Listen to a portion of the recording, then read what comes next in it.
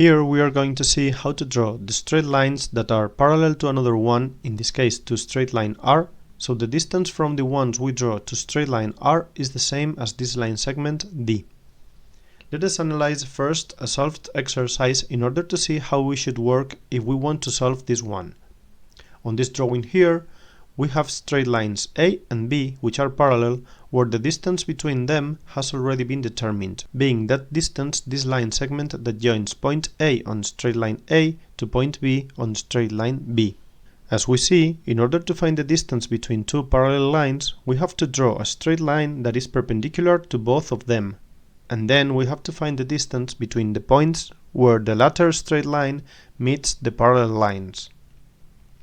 If we want to do the reverse process, that is, drawing the straight lines that, being parallel to another one, their distance to this one is a particular length, we have to start by drawing a straight line that is perpendicular to the given one, because the distance has to be found in a perpendicular direction. Once this line is drawn, we have to take the distance asked on it, finding 2 points, one on each side from the given line, through which the asked lines have to go through. So, in order to find the straight lines that are parallel to straight line R and that are this distance D to it, the first step is to draw one point on it, like this point P.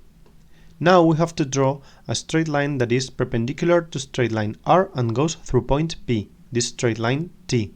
Then we have to take the length of the distance asked D on straight line T from point P, using a compass towards both sides. These 2 points A and B are the distance D requested to straight line R, because the distance from both points A and B to straight line R is the one asked, found out in a perpendicular direction.